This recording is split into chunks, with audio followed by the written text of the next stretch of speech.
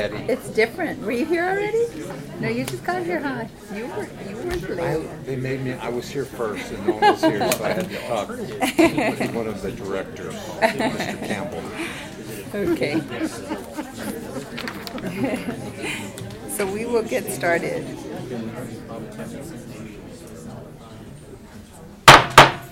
So go ahead and call this meeting to order. We have all the committee members present here today, but we have some guests.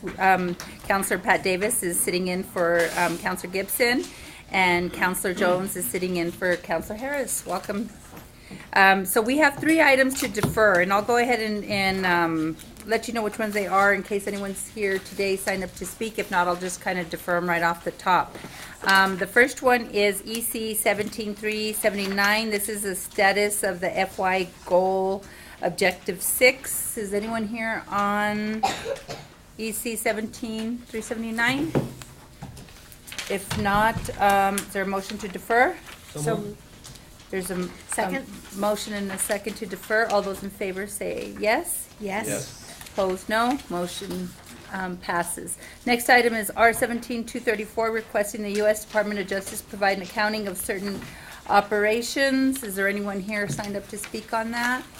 If not, is there a motion to defer R17234? So moved. Second. There's a motion and a second to defer. All those in favor say yes. Yes. Opposed, no. Motion passes. Last item is R1819. This is creating a task force to identify solutions and make recommendations to preserve lands. Anyone here to speak on that? No? If not, is there a motion? I'll move deferral. There's a motion and a second. Sorry. Yeah. All those in favor say yes. Yes. Yes. Opposed, no. Motion passes. Okay, with Madam that. Chair, I Yes. have a deferral too. I spoke to the administration. This is item O-18-3, amending the municipal solid waste collection disposal rate. They're still working on a plan that they want to present, so they need a little more time, so I asked for a 30-day deferral. Second. Okay, there's a motion and a second for a 30-day deferral of 018-3. All those in favor say yes. Yes. Yes. Opposed, no. Motion passes for a 30-day deferral. Thank you, Counselor. So we're back at the top. So now we are at item A, R184. This is Counselor Davis. Thank you, Madam Chair. To get us started, I'd like to make a motion that we recommend to do pass on R184. This is a program that directs the police and fire department to establish a training program with the Autism Society to train our first responders to identify and work with people with autism. I'd like to invite up, if it's okay, Ms. Sarah Baca from the Autism Society. She's our expert witness today and can tell us a little more about the program. Thank you. Would you like to join us? Come on. Thanks. We'll give you a fancy seat and everything. Alrighty. Thank you, sir. Thank you so much, Madam Chair and City Councilors. My name is Sarah Baca, and I am the Executive Director of the New Mexico Autism Society. I first became involved with the New Mexico Autism Society because I went to my son's 2-year-old child check, and we left with more questions than we had answers. Eventually, my son was diagnosed with autism. He's sitting in the audience, and I can guarantee you that you will not pick out who he is. And that is why I'm here today. First responders oftentimes will be called to an incident with individuals with autism at a higher rate than neurotypical individuals. And it is important for us to understand and recognize the, perhaps a child or an adult not making eye contact does not mean that they're not paying attention to you. If you ask them a question and ask them what's their name, hi, what's your name? And they respond, hi, what's your name? Do you know how the first responder is going to react to that? This training is to help first responders understand the signs, how to interact with individuals with autism. This is a nationwide training that has proven results throughout the United States. And the first responders that come in and do the training will eventually train the trainer. So we want to have trainers within the Albuquerque Police Department to continue the program. And the first responders that do come are actual parents of children with autism. They are a lieutenant and a captain of a fire department in Pensacola, and a lieutenant of the Boston, Massachusetts Police Department. They are planning on coming to Albuquerque, spending 3 days down here, and again training the trainer on what to look for in an individual with autism, not just children, because autism affects the whole lifespan, so children to adults. Thank you. Madam Chair, could I follow up with a question? Sure. Ms. Baca, I want to say thank you for bringing this to us. You and I have had a number of conversations about this, and y'all have done some really great advocacy work through the legislature, but I think the city of Albuquerque's never really taken on this issue to look at how we're responding and serving people of all kinds of needs. And I remember as a police officer encountering a couple of folks who I later learned were on the spectrum, and exactly what you said could lead to some problematic concerns. And for example, first responders are often taught, and correct me if I'm wrong here, but first responders are often taught that if someone needs assistance, one of the things we can do is to put our arms on them, to calm them down. But in doing that with someone with autism, for example, that could elicit a very different response that could lead to, say, police or fire having to respond by use of force or otherwise, right? Can you tell us a little bit about sort of how persons with autism might respond to persons in authority if they don't recognize that? Correct, yes. If some individuals with autism do not like to be touched. So in a crisis moment, and they may be having a meltdown and not being able to control themselves, the last thing we want is for, as a parent and or a caretaker, is for you to go put your hands on that individual, because that will most likely lead to them either punching, hitting, or actually hurting themselves as well. They could run off and jump or pound their head on the concrete floor. So really there's certain strategies that you can use, and this training is gonna to go over all of those strategies as far as, if the person does not like to be touched, what can you do? There's some instances where the child or the individual would like to be, that needs that touch. Also, I've attended the training for several years, and some individuals with autism are nonverbal, but many can communicate with movies or with certain things, and the training has little cues that you can pick up on for those individuals that are nonverbal.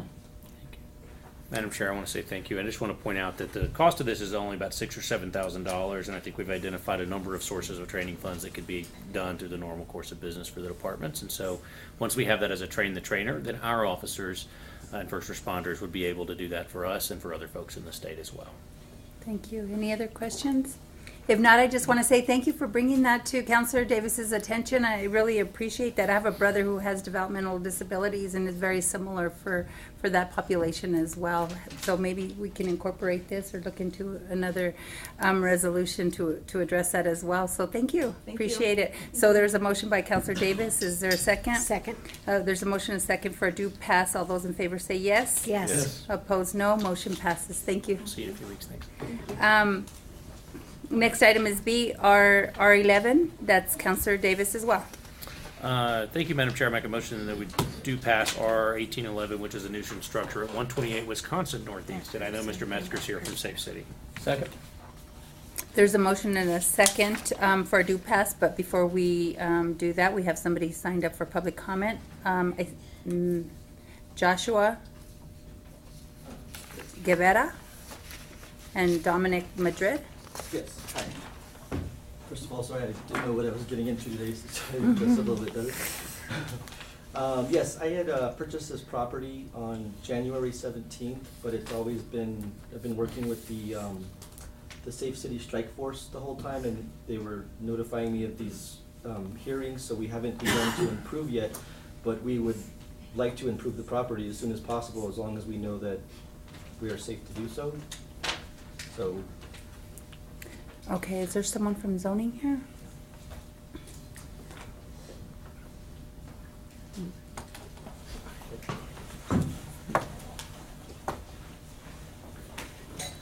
Thank you, Madam Chair, Councilors. Yes, he did purchase the property back in January. We've been in contact with what needs to be done to bring the property into compliance. Like I said, I'm willing to give an extension, like to pass it at the finance meeting with that recommendation, to go ahead and give him time to go ahead and see what he is going to do and see if he is going to fix it up or come up with a plan to either demolish it or repair the property. Okay. Councilor Davis, are you willing to change your? I'd be willing to amend, Madam Chair, and make it a no recommendation on this item. Okay. So we're going to go ahead and pass it on to full council with a no recommendation. So this gives you time to work and address the issues and get it into compliance. So Okay. okay. Madam Chair? So I would think that I'm glad that we are going to send this forward without a recommendation. And we've had many properties that have come to the full council, and basically the new investors have, come in and bought the property, fixed it up. And we've got a couple on the Albuquerque's west side that have been in the same situation. So if you can come up with a plan also and work with Mr. Metziger, that would be great, because we'll work with you. But when it comes to this point, that means the property's been in pretty bad condition for a lot of years, and the neighbors want some action. So Yes, absolutely. it sounds like you're willing to do that. Thank you. thank Thank you. you. Thank you, gentlemen. Is that it? So there's a motion to pass on to full council with no recommendation. Was there a second? Motion and a second. All those in favor say yes. Yes. Opposed, no. Motion passes. Next item we have is item C012, amending the criminal code of Albuquerque to remove marijuana offenses. Counselor Davis. Madam Chair, our expert witness is caught in traffic coming down from Santa Fe in the traffic in the weather today. Is it possible just to move this down the agenda for a little while? Sure. Thanks. Sure. Next item then, we will come back to that item. Item D was deferred, so we are on item E. This is EC 1833, status FYA goal objective to complete construction of 12th and Manal improvements. This is for a receipt be noted. Is there a motion? Move a receipt be noted. Motion and a second. Any questions, comments? Anybody want to speak on this item? No. There's a motion and a second for receipt be noted. All those in favor say yes. Yes. Opposed, no. Motion passes. Next item is FY18 status update goal 3, objective 1, bridge maintenance. This is EC 34. Is there a motion for receipt be noted? So moved. There's a motion and a second for receipt be noted. If there's no comments, questions, all those in favor say yes. Yes. Opposed, no. Motion passes. Next item is item G, EC 1835, First Amendment to the Short-Term Use Agreement between the City of Albuquerque and AUI Incorporated for 5710 Avalon. This is with the Water Authority. They're asking for some more time for a lease on a vacant lot where they're staging all their equipment. So is there a motion for approval? moved. There's a motion and a second. Did you say second? Second. Oh, do you have any I'll take questions? Yeah, I have one question. Who's Sorry. here to speak on that issue? Because I do support the extension. The concern I have is the Yucca project has now been extended because of, I guess it was, the engineers did some work that didn't allow the project to be completed. Yeah. So now we're looking at a 12-month extension, possibly on that project. Have you talked to the Water Authority to see if it's gonna be any sooner than later? I need to double check on that. I have not had the chance to circle up with them on that. I think this is just an extension of the current use, but I'm sure our folks have, but let me get an answer. Okay, I really appreciate that. Yeah. Thank you. I have a little update, and I think maybe Stephanie can elaborate on that too. Basically, they're using this vacant lot as a staging area, and I think they're asking for 6 months, is it? I think it's in it's in the packet. I just don't have it open to the page. It's 8. 8 months? 8 months. They're just asking for an 8-month extension because of the, Madam Chair, they're asking for the lease to be extended through the end of this fiscal year, which would be the end of June. yeah, like 8, 9 months. Okay. Okay. So, Counselor Sanchez, are you asking that we don't? No, let's move forward with it. Okay. So there's a motion and a second for approval of EC 1835. Those in favor say yes. Yes. Opposed, no. Motion passes. Next item we have is EC 1836. This is the first supplemental professional technical contract for Catherine Ofoot. And this is for, Nicole, did you want to? Yes, Madam Chair, this is an extension, this is adding to Ms. Offutt's grant. And the new contract total for her contract will be, the new amount will be $146,730. This is a DOH grant. Ms. Offutt offers classes to seniors to manage their chronic diseases and type 2 diabetes. Thank you. Are there any questions? Is there a motion? Move approval? Motion and a second to approve EC 36. All those in favor say yes. Yes. Opposed, no. Motion passes. Next item is R 1813. This is Counselor Harris. Counselor Jones. Thank you. Counselor Harris asked me to move this for him. It's approving and authorizing the acceptance of a grant from PetSmart Charities for the Animal Welfare Department to occupy an adoption booth at the PetSmart Everyday Adoption Center on Eubank. This is a PetSmart Charities grant to the City of Albuquerque Animal Welfare Department in the amount of $61,639 and $6,573 for indirect overhead from the transfer to operating grants program. I would like to move a due pass. Second? There's a motion and a second for a due pass on R 13. All those in favor say yes. Yes. Opposed, no. Motion passes. Next item we have is R 15. This is designating workforce housing trust funds for an affordable housing project. For Counselor Benton, this is there a motion for a due pass? So moved. Second? Motion and a second for a due pass. This is actually, I think this puts us at about $825,000 for, out of the $900K that we have left for affordable housing projects. Madam Chair, yes, that's correct. Okay, and so I guess what's happening is the project that Councilor Benton is working on is, there's kind of a shortfall? Yes, Madam Chair and Councilors, this is the Brown property project. So far, $1.2 million of affordable housing funds have been dedicated for the project. There were some additional demolition and construction that was needed on the site to get it basically in a good condition and be in compliance with code. So this additional money would go towards those. Thank you. Thank you, Stephanie. So there's a motion and a second for R15. All those in favor say yes? Yes. Yes. Opposed, no. Motion passes. Next item is EC 37, recommendation of award to Delta Dental of New Mexico for fully insured group dental insurance. So I guess there was an RFP. They got the better score. This is a no increase for dental for employees this year. So this is also, they're requesting immediate action. So is there a motion and a second to approve EC 37? Move approval. Second? There's a motion and a second to approve EC 37. All those in favor say yes. Yes. Yes. Opposed, no. Motion passes. I'd like to make a motion for immediate action.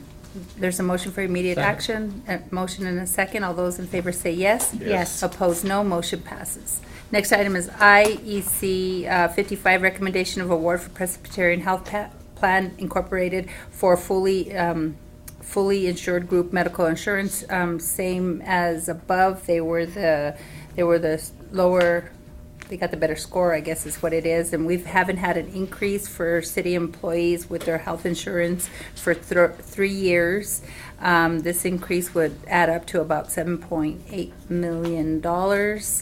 Unfortunately, but it's I guess the sign of the times. So I'd is like there? to move approval. There's a motion to approve EC 55. Madam I have Chair. a second I'd like to follow as well. Counselor Winter. Can someone speak on this? We're talking about, it was a 7.8 million increase from last year. Yeah, Madam Chairman, councilors. So basically, for the last 3 years, for different reasons, they've been able to hold the cost steady.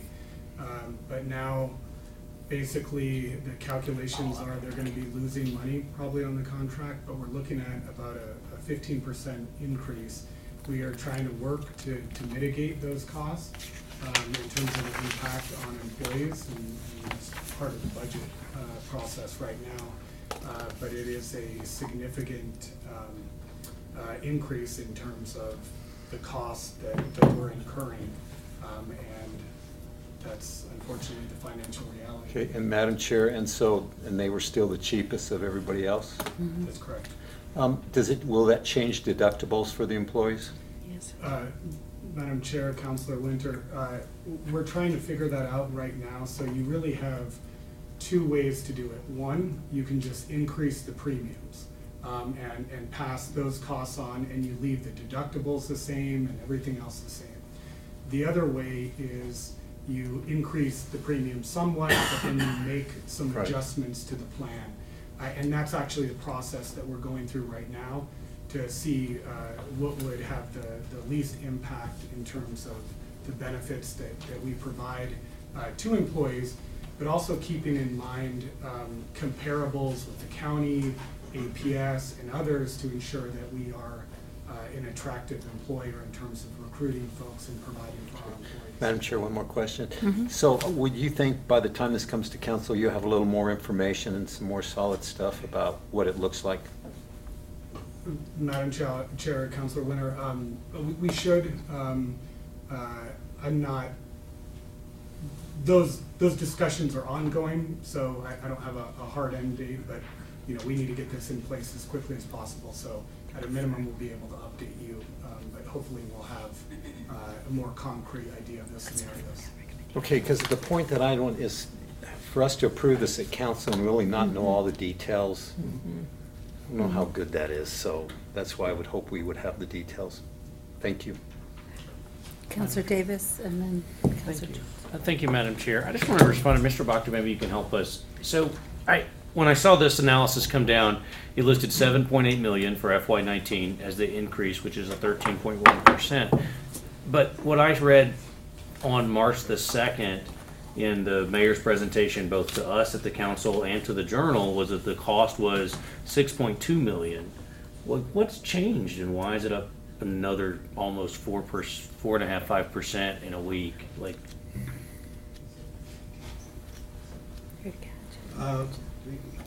Madam Chair and Councilor Davis, I don't know the difference. There are actually two proposals right now, one with full increase where there is no benefit changes, and the other has some other options, and the numbers that is being compiled by the budget folks is 6.2 versus the other, which is slightly lower. And unfortunately, I don't have the answer to 7.1 versus 6.2. I can look into that. So, Madam Chair, Mr. Bacta, maybe I appreciate that. Thank you very much. I didn't realize there were two different options. And this says, at least according to information that was transmitted from the mayor's office to the council to justify this EC, was that the increase is 7.8. But you told us there's two different proposals that are both at 6, and that you haven't picked one yet. So I'm confused as to why we are authorizing this now, as opposed to when you've picked one and we know what, and I don't know why. I'm just confused because I hear two different 6 numbers that we don't have an answer for, and this says 7.8, which is a big difference. Well, the Presbyterian folks and our HR folks have been discussing if there are any other options to reduce the cost, and they came up with some proposals where the benefits would be less, the deductible will be higher, so we will have to make decision on that. They're all under consideration right now. So, Madam Chair, Mr. Bacta, can we pass this now?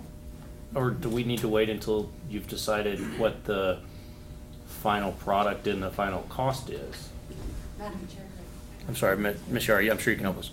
I'm just First confused. of all, I think maybe the difference in cost has to do with the participating entities that are in our pool versus the cost that the general fund itself bears for the city employees. That might be the difference. So we also provide that through an agreement with the water authority, et cetera, right? And then we collect money from them for their part of the premiums. Okay.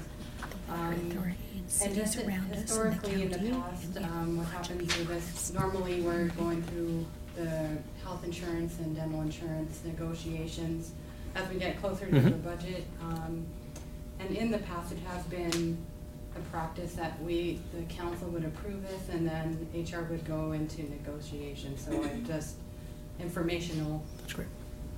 For you. Thank you. Any other questions? No?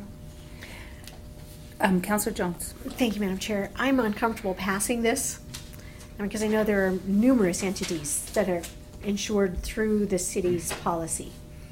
I would have no problem moving it on without recommendation, but I think to approve this with a difference between 6.2 and 7.8 is probably not something that we should do as a council, so I would move it, if the board would like for, the commission would like for, without approval. Move it to the full council. Second. There's a motion Is and that a second, Counselor. recommendation? Yes. Madam Chair, can I ask a follow-up just in terms of timeliness for that? Either for Ms. Yara or Mr. Bogda, is there a timeliness in which we need to do this? Well, this is for immediate action. Administration. But it is gonna be, that's what I was thinking, it's gonna be for immediate action, right? We need to get this figured out. They had requested immediate action on this item, so I'm not sure what their timeline is. Perhaps Mr. Seiss can weigh in on that. Counselor Jones first in that. Thank you. I think, yes, we do need more information. This is difficult for us to pass, or at least for me, to pass something like this when there's that much difference and we're not sure why or where we're going. Have no problem bringing it before full council, but, which is only a week away. But this is uncomfortable. Counselor Sanchez. I have one And- question. Go ahead. Yeah. Maybe you know. Madam Chair, members of the council, yes, there is two proposals for the group health, for group medical. There is two proposals that the administration is reviewing right now. There is one for 14.97%. There is no plan design changes with that whatsoever, but as we've talked about, we haven't had a rate increase in 3 years, so it is somewhat time to reconcile with that. The cost of services have gone up over the past 3 or 4 years. Unfortunately, our premiums have not kept pace with that. So the difference, I'm not sure, and I haven't seen the numbers, Counselor, between the 6.7 and the 7.1. But it is 14.97% increase across the board with no plan design changes. Counselor Sanchez. My question, do you know how many entities that we are pulling together with, other counties, cities, municipalities? Madam Chair, members, councilors, yes, we have 17 entities that participate with us: the Water Authority, Sandoval County, City of Belen, Village of Tejedas, Town of Bernalillo, Coach City, some smaller ones, Housing Authority, things like that. Counselor Jones. Thank you, thank you, Madam Chair. And it's my understanding from years past that some of the cause of the higher rates aren't necessarily caused by the city of Albuquerque, but perhaps by some of our participating entities. Madam Chair, Councilor Jones, I can assure you that no, that's not the case. We do look at what we call the loss ratio between our entities, Sandoval County as compared to the city of Albuquerque, and I can assure you, no, it's not our smaller entities that are dragging our premium down or making it go up in this case. Counselor Madam Davis. Chair, one more. I'm sorry, Ms. Wood. Thank you. And have you all engaged those other entities? I just want to be sure we're checking our boxes. We're not surprising anybody. Have you engaged those other entities and sort of what our decision impacts their bottom line and their impact? I know they're weighing in with you guys, but. Madam Chair, members, councilors, yes, we have. About 6 months ago, when we were doing our 5-year budget forecast for the city of Albuquerque, we earmarked 15%, and we let the entities know that's the high water mark as well. And this, I'm sorry, so this is a little higher than that, though. It's 15.8 or something, I think you said. 14.97. 14.9. Okay, so we just Sorry, used all of it. Okay. We just Tracking right. Now, councilors, and I think going back to the original question that I think I was asked, a little bit of timeliness. As you can imagine, Sandoval County, the other entities as well, they need to set their budget as we do as well.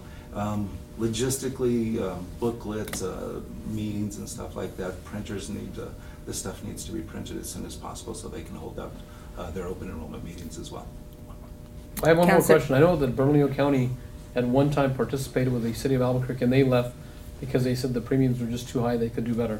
Were they able to do any better? Madam Chair, Councilor Sanchez, a little bit to that. When we had offered Bernalillo County the opportunity to stay with us about 4 or 5 years ago, if they had stayed with us, they were going to have to pay about a 4 or 5% increase above what we were paying, just simply because, to your point, Councilor Jones, we looked at our loss ratio, and Bernalillo County at the time was the main factor of our rate increases at the time. So we made them an offer, and they decided to depart. They've gone self-funded on their own, and I couldn't tell you what their loss ratio is. It's a little bit here and there. So I know they had a couple of years where it looked good, but I know they have a couple of rate increases as well. Does the state offer a poll for municipalities? The state does. We've not participated with them? Madam Chair, Councilor Sanchez, yes, the state does, similar to what the city of Albuquerque is doing. The state, through their Group Benefits Act, allows all state departments, but it also allows municipalities and counties to piggyback on their program as well. Would that be more expensive? For the entities, for some of the entities that are participating with us, yes, and simply because the majority of our population is within the 4-county area, so there isn't a lot of access that needs to go to El Paso or any of the border communities. Where the state of New Mexico is a little bit more expensive is because of those border communities, Gel and stuff like that, having to go to El Paso or Durango and things like that. Now, they do have a bigger pool of members out there, but it does cost them a little bit more. So we, because of our membership, about 19,000 members, we're able to negotiate a pretty good rate within the 4-county area. Okay, thank you. Councilor Davis. But just to follow, just to bring this back, and I agree, I think no rec's right, and we can get that by next week, but is it possible for the administration just to help us get a little better picture of sort of what's on the table and what options that you're pursuing, just so we have a better sense if we're passing this along to our employees and it's part of our budget, maybe we can get a little more about the process and where we end up. Madam Chairman, Councilor Davis, we can provide that. I mean, I think really what we're looking at right now is just simply whether we can decrease the overall premium from about 15% to a lower number by making adjustment to the benefit plans. Yep. And obviously, if those are going to be important aspects that we would need to inform the council about, so you can make that decision. So I think we just want to be, it would just help us, it would help me personally, just be a little more transparent about the number and where those come from so that we can help understand what part's ours and what part's not. Sure. Thanks. Well, thanks for all the comments. There's actually a motion by Councilor Jones to move to full council without a recommendation, and a second by Councilor Sanchez. All those in favor say yes. Yes. Yes. Opposed, no. Motion passes. We also have a request for immediate action. So moved. There's a motion and a second for immediate action. All those in favor say yes. Yes. Opposed, no. Motion passes. We are now on item M, EC 56, Mayor's Recommendation of Award to First Southwest for land secured financing and fuel commodity hedging transactions. Move a due pass. There's a motion for a due pass. Second. A motion and a second. All those in favor say yes. Yes. Opposed, no. Motion passes. Next item is item N, EC 57. Madam Chair, Oh, I'm sorry. we requested immediate action on that last item. Was there? Oh, yes, there was. I'm sorry. That was my fault. So Move immediate action. there's a motion for immediate action. Motion and a second. All those in favor say yes. Yes. Opposed, no. Motion passes. Next item is item N, EC 57, sole source purchase of Lund University Cardiac Arrest System Lucas device. Is there a motion for a due pass? So moved. There's a Second. motion and a second. Is there anyone here sign up to speak? Chief Tao, probably.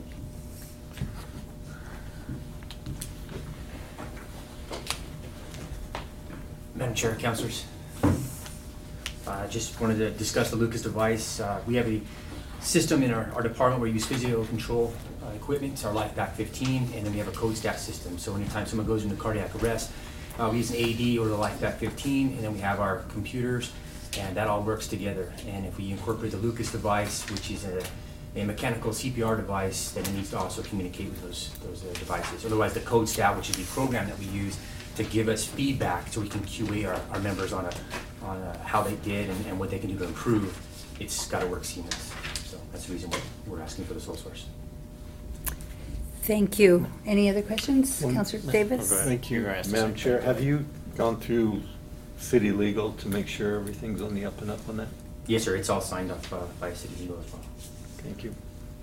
Councilor Davis. Chief, remind me, are these the Lucas devices, I think, that you guys asked the council to fund out of our public safety set-asides? And it looks like there's a different funding allocation here from impact fees. Is that still a request to us, or how are we getting there? The initial, Madam Chair, Councilor Davis, the initial request was done by the previous administration, and that was using the sole source to purchase the 17 Lucas devices using impact fees. So we could only purchase, we had a 366 was basically what we could purchase to get those 17, and then we need an additional 4. We had 21 rescues, needed 4 of them, and and that's what we asked the other councilors to use that set aside.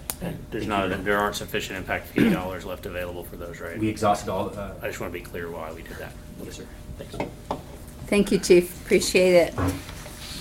So there's a motion and a second for a due pass on EC 57. All those in favor say yes. Yes. Opposed, no. Motion passes. Next item we have is item 003, amending the municipal solid waste collections and disposal rate. Counselor Winter. Oh, that was deferred. Oh, sorry. Item P, 07, creating a Department of Facilities Management and Maintenance within the City of Albuquerque. Counselor Jones. Thank you. For those of all of you who are confused, we did pass this legislation in November. This is in fact a change of the department from asset management and maintenance to facilities management and maintenance. I'd like to move a due pass, knowing that when this comes before council, there will be some amendments that we're working on right now to make the process work more smoothly. But this is simply, only change is the name of the department. Second. There's a motion and a second for a due pass on 07. All those in favor say yes. Yes. Yes. Opposed, no. Motion passes. Next item is we have 08. Officer Jones. This is by request, adopting Uniform Administrative Code and technical codes prescribing minimum standards regulating the construction, alteration, moving, repair, and use and occupancies of buildings and structures, blah, blah, blah, blah. I'm sure that someone from administration is here to speak to this, so I would move a due pass. Second. There's a motion and a second for a due pass. Now the administration. Director Campbell. Director Campbell. My allergies. I know. Just driving me crazy. Thank you, Madam Chair, councilors. We are in favor of this. The planning department has reviewed it completely. This is a uniform administrative code that is often done, where we have uniform administrative codes being passed by municipalities throughout the country. Ours is no different. We have reviewed this, accepted, and would like it passed. I also understand that there may be an amendment. Thank you, Mr. Campbell. Yes, there is an amendment. So we have an amendment, amendment number 1, Counselor Jones. Oh, all right, this is a cleanup as I understand it. So it is, reads, strike the proposed language on page 15 of the Uniform Administrative Code and replace as follows. So it shows the strikeouts. It says, where the city council has by resolution made a finding that a building, structure, or premise is so ruined, damaged, and dilapidated it is such a menace to the public comfort, health, peace, or safety so as to require removal, no new permits will be issued for the site other than the purposes of removal and abatement until such time as the removal and abatement activities are completed and the purposes for which the resolution was enacted are fulfilled. This is simply to take care of a property that needs to come down and keep somebody from trying to spend money or permits to change it. So I'd like to move approval as move amendment number 1. Second. There's a motion and a second to accept committee amendment number 1 to 08. All those in favor say yes. Yes. Opposed, no.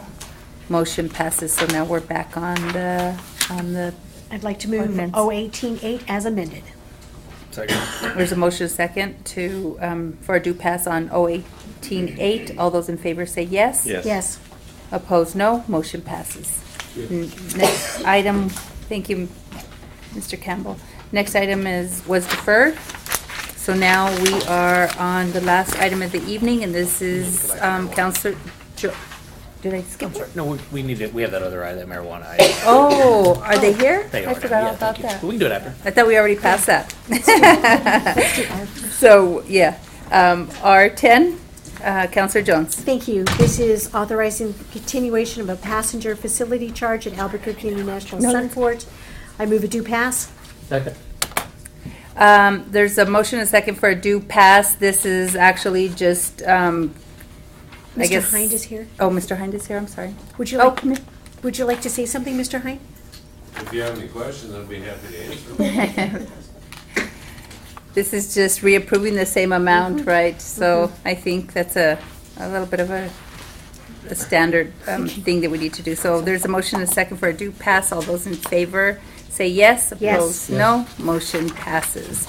So now we are back on 012. Counselor Davis. Thank you, Mr. President, Madam Chair.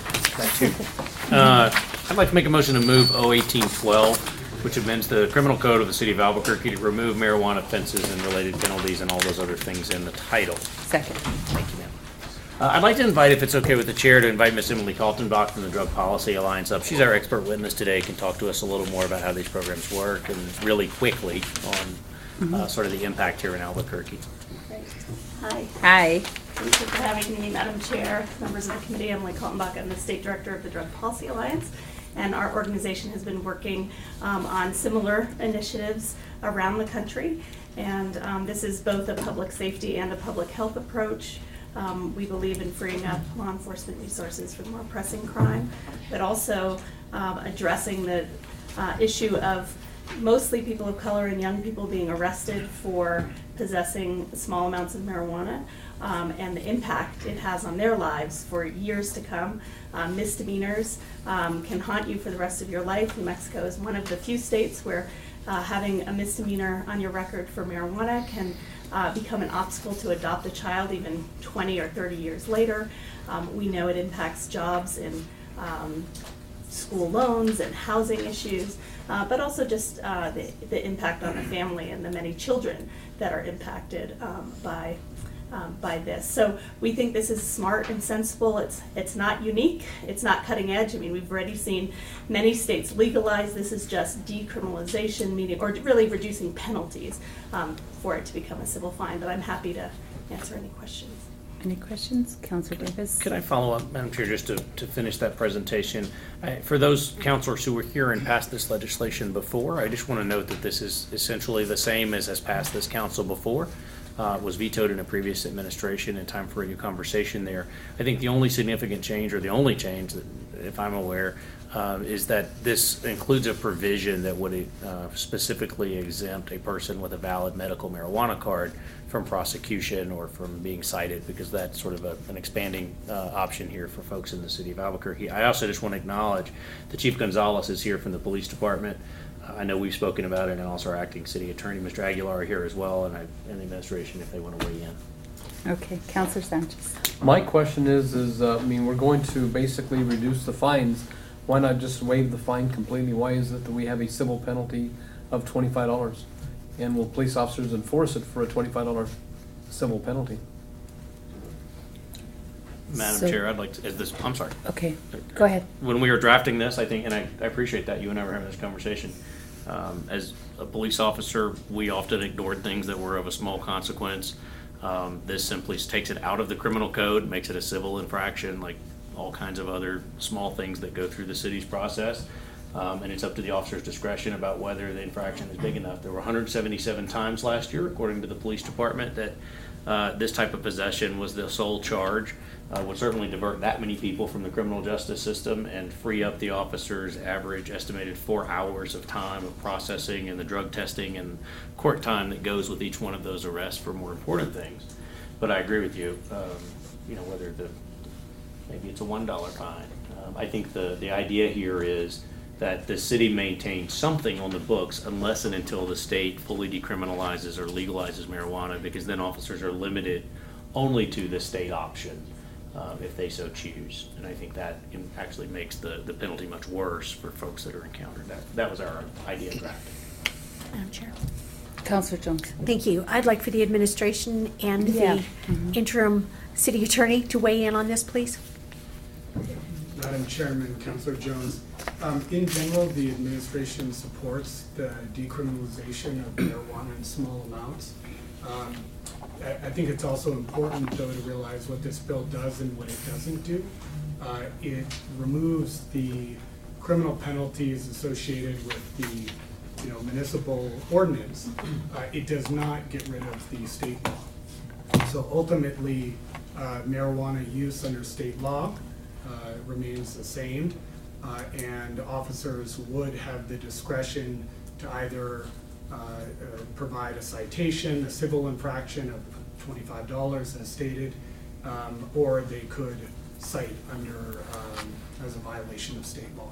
That remains the case. So if this legislation moves forward, it should not be construed that there, is complete legalization in the city of Albuquerque. That would be incorrect. We're simply removing, or the legislation is simply removing the criminal penalty. Madam Chair.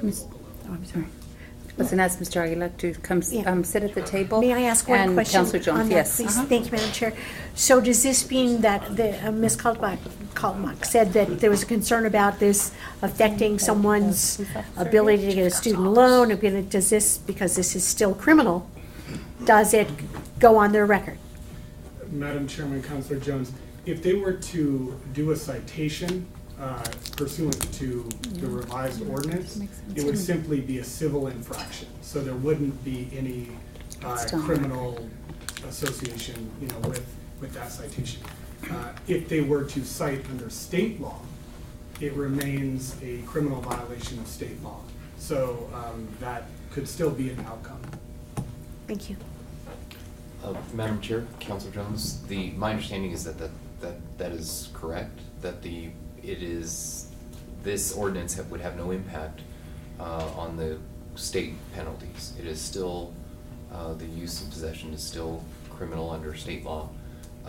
This would simply eliminate the penalty under the city ordinance. And so my understanding is it's petty misdemeanor now. There's no jail time associated, obviously a small fine. So that under the city ordinance. I wouldn't be able to speak obviously as to the Albuquerque Police Department's current stance on implementation of that. I think that they're here to advise or to answer any questions regarding how that would move forward, but this would have no impact on the state or federal law. Sure. Councilor Whitter. And I'm just curious about this. Will the police administration direct officers on the street to not cite under state law? Chief, if you want to come up and pull up a chair, or? Would you like me to sit? Yeah. All right. That's fine. Good evening. Madam Chair, fellow councilors. Yes, this would just basically expand the officer's discretion on what's available. Just to make it very simple, a traffic stop is conducted. The officer still has the discretion on providing a full citation, a written warning, or a verbal. This is basically what it's going to go ahead and do. To answer your question, sir, it would not, the police administration would not tell officers what to do regarding to less than an ounce of marijuana. Thank you. So, Or two. I guess I should hold my comments till the end. So Chief, basically, even though if this were to pass, people might think that they wouldn't be cited. In fact, they may be cited for state or federal penalty either way. So it's kind of misleading for people to think that they can have possession, but depending on whether or not someone feels like citing them under the state law or the federal law. Yeah, Madam Chair, fellow councilors, the state law, the penalties remain and still can be imposed.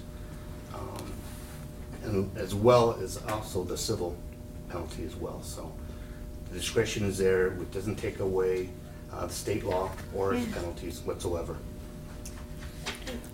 Councilor Davis. Madam Chair, I just want to ask Ms. Kaltenbach a follow-up to that. In other cities that have decriminalized marijuana where a criminal penalty remains at the state, and Chief, jump in here with me if you can get us to there, but in my experience, it's been that the police department at some point does issue guidance in terms of an SOP to help officers determine the thresholds. As we do now, we currently have an SOP regarding various drug enforcement, Chief, and it sort of outlines that if it's of a certain quantity or associated with certain crimes, that the officer is directed to either refer it to federal prosecution for drug trafficking, for example, or if a person is believed to be under the influence of marijuana driving a vehicle, it directs them certain ways in which they should pursue absent some exigent circumstance they can articulate.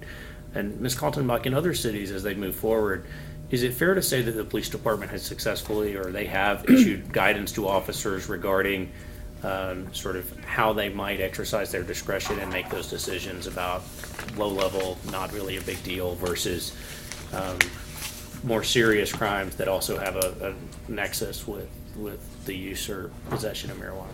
Yeah, Madam Chair and Mr. Davis, yeah, absolutely. I mean, cities can create those policies and guidance while still allowing the officers to have that discretion. For example, and this is a slightly different model, but in Santa Fe, for example, they have decriminalized very similarly to this proposal. And when I've talked to the former police chief there about when the law enforcement officer either decides to charge under state law or under the city ordinance, oftentimes the charge under state law is because there were more serious crimes associated, and that possession was not the most serious crime. And so oftentimes when you see a difference of what, when you ask, well, why was this person, it's because they were not amenable to the city charge, because either they were aggressive with an officer, there was a domestic violence case associated with it, they were driving while intoxicated, things like that, and that's oftentimes became the dividing line. They do that also for the law enforcement assisted diversion program in Santa Fe. Again, officers have discretion, but there's a list of criteria of when someone should be considered to be diverted into another way, and that person has to be amenable. If they're running from the police, they're not going to be offering them a diversion program, and I think that would be similar for something like this. I actually have a question for Mr. Aguila, because the resolution doesn't state that, and the chief just said that it would be the sole discretion. So even when you're talking about that, it's minorities or people of color, depending, if you leave it up to the police officer, it's really not helping people, minorities or people of color. So what would we have to do in terms of an amendment on what would be the criteria where the police officer could utilize that? Would we have to do it via an amendment, or is it through the operating procedure? I don't know. I'm not. Madam Chair, in what context? Maybe I can Do you know that what up. I think I do.